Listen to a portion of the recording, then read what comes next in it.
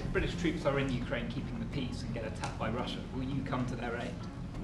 If the British people are in Ukraine and they get attacked, If British soldiers are in Ukraine. you know, I've always found about the British, they don't need much help. They can take care of themselves very well. That sounds like You know what? No, it sounds like it's evasive, but it's not evasive. You know, the British have been incredible soldiers, incredible military, and they can take care of themselves. But if they need help, I'll always be with the British, okay? I'll always be with them. But they don't need help. You look at their career, you have done very well over the years, haven't you? We have. I'm very proud of our country. And but we've also always been there backing each other up between our two countries. That is why this is the greatest alliance for prosperity and security I think the world has ever seen. Whenever necessary, we've absolutely backed each other up, and that's at the Could core you take on Russia by yourselves? Well,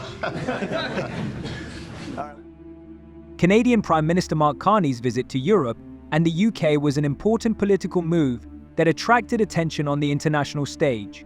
Immediately after his inauguration, he chose Europe and then the UK for his first official meetings, ignoring Washington. It was a conscious choice based on his intention to build new strategic alliances without succumbing to US pressure, especially in the context of a difficult relationship with Donald Trump. Carney's stance that Canada will not submit to American threats underscores his resolve and sets a vector for world politics for the coming years. At first glance, this may seem like a diplomatic move, but it is in fact a challenge to the US to build an alliance against Trump that includes key European countries and the UK. Carney's visit to London, his meeting with King Charles and Prime Minister Keir Starmer, took on particular significance in the context of global political processes. By avoiding diplomatic rapprochement with the US, Carney demonstrates that Canada does not see itself in Trump's sphere of influence. The UK, which survived Brexit and is still searching for its place in global politics, sees the emergence of a new Canadian leader as a potential ally in the fight against US imperialism, which becomes an important symbol. Carney's visit to the UK emphasizes not only his independence, but also his commitment to the ideas of a multipolar world, where countries can build mutually beneficial relations without succumbing to the dictates of a single superpower. The UK, in this context, becomes an important element of a new political landscape in which the US no longer occupies an exclusively dominant position. If the British people are in Ukraine and they get attacked, If British soldiers are in Ukraine. you know, I've always found about the British, they don't need much help. They can take care of themselves very well. That sounds like You know what? No, it sounds like it's evasive, but it's not evasive. You know, the British have been incredible soldiers, incredible military, and they can take care of themselves. But if they need help, I'll always be with the British, okay? I'll always be with them. But they don't need help. You look at their career, you have done very well over the years, haven't you? we have. I'm very proud of our country. And but we've also always been there backing each other up between our two countries. That is why this is the greatest alliance for prosperity and security I think the world has ever seen. Whenever necessary, we've absolutely backed each other up, and that's at the Could core you take on Russia by yourselves? Well, all right, one or two more. Yes, ma'am? Keir Starmer's reaction to Prime Minister Carney's visit to the UK was multivalent and politically justified. Starmer, realizing the importance of Britain's long-term interests, greeted Carney with the greatest warmth and hospitality, stating the importance of a strong relationship between two sovereign countries. However, this greeting took on much more significance than a mere diplomatic gesture. By supporting the Canadian Prime Minister, Starmer indirectly expressed Britain's solidarity with Canada in its political and economic standoff with Trump. In the face of mounting pressure from the US, when relations with Washington have always been an important foreign economic pillar for Britain, the move looked like a challenge. Trump has always maintained a tough stance in international relations that does not allow neutrality. Countries either support him fully or become his adversaries, and in his perception of the world order, there is no room for doubt or compromise. Thus, Starmer, while officially welcoming Carney as an ally, is actually entering dangerous territory where even minimal steps toward Trump could be seen as treason. Is every gesture and word supporting Canada when it is under US pressure risk destroying the fragile diplomatic relationship the UK has spent years building? Is statements that the two countries have a lot in common and a strong friendship despite deep ties with the US could be seen as a provocation to Trump, who has expected loyalty and neutrality from the UK? In his remarks at the Munich Security Conference, Vice President Vance condemned free speech violations in the UK, particularly. Could you respond? What is your message? I have an idea. We have the man right here. Come on. Let's go, JD. We're putting you on stage. Great. Yeah, look, I said what I said, which is that we do have, of course, a special relationship with our friends in the UK and also with some of our European allies, but we also know that there have been infringements on free speech that actually affect not just the British. Of course, what the British do in their own country is up to them, but also affect American technology companies and by extension American citizens. So that is something that we'll talk about today at lunch. But we've had free speech for a very, very long time in the United Kingdom, and it will last for a very, very long time. Well, no, I mean, certainly we wouldn't want to reach across US citizens, and we don't, and that's absolutely right. But in relation to free speech in the UK, I'm very proud of our history there. We discussed AUKUS, though. We've been discussing AUKUS with the Australians and the Brits. Will you be discussing AUKUS with the Prime Minister, sir? Donald Trump's reaction to the UK's actions in the context of Mark Carney's visit will be predictably brutal and ruthless. Trump has always been characterized by pragmatism in international politics, where there is no room for compromise and neutrality. In his frame of reference, countries are either staunch allies or enemies, who pay harshly for any show of independence or resistance. This has been the basis of his open conflict with Canada, despite years of strategic partnership when the country was hit economically with high steel and aluminum tariffs. Trump is not so much seeking to follow diplomatic tradition as to ensure that his decisions always strengthen the US position and weaken possible resistance. When Starmer, meeting Carney, publicly states strong alliances with Canada and their shared values, he automatically undermines the UK's position in Trump's eyes. The UK's actions could be seen as a direct insult because for Trump it would mean supporting a country that has openly challenged his policies.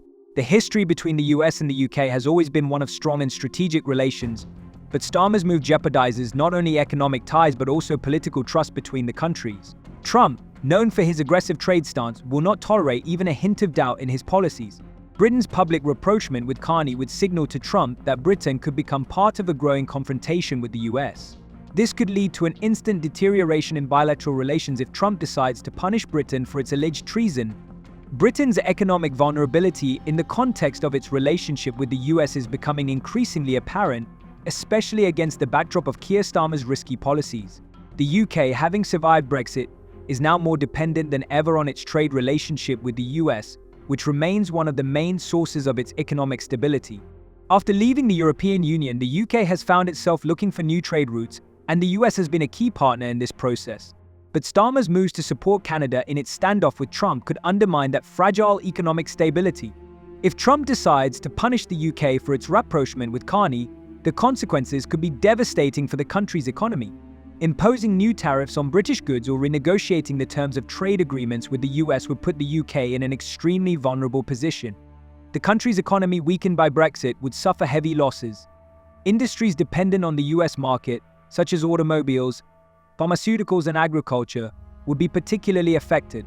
Losing access to these markets would be catastrophic for the national economy. In addition, Trump's actions could affect other aspects of relations between the countries.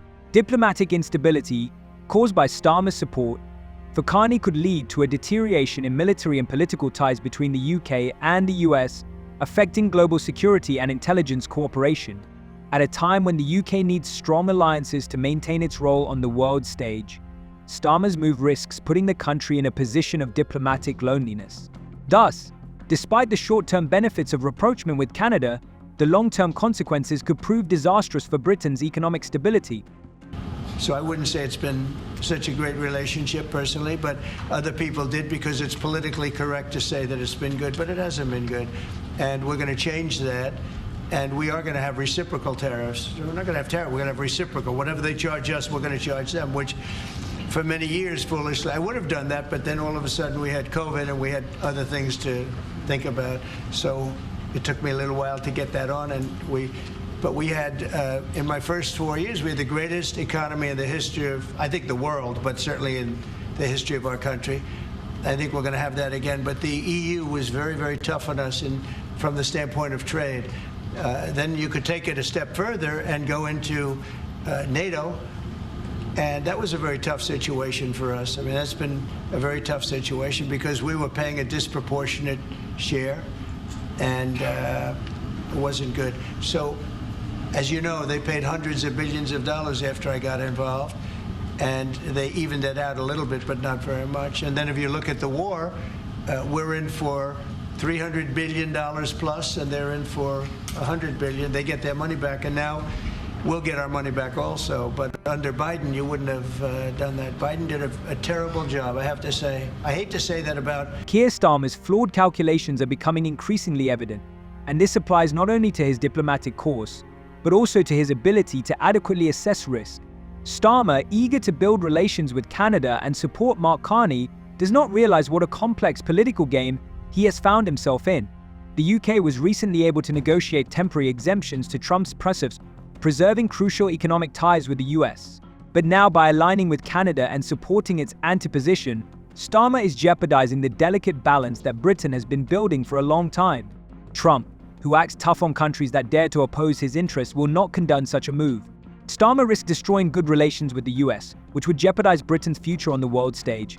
A country that loses the support of a powerful economic partner like the US will be in an extremely vulnerable position, especially in a post-Brexit environment. Without a strong trade relationship with America, Britain will be isolated, which could lead to an economic crisis. But even more dangerously, Starmer has no clear plan of action should Trump decide to impose sanctions. His actions to strengthen the UK's position could turn disastrous if the US responds with a sharp deterioration in relations. Starmer is trapped in a trap from which he will find it difficult to escape, especially if Trump decides to punish the UK for its support of the enemy. All efforts to recover from Brexit could be destroyed in an instant if the US imposes new trade restrictions.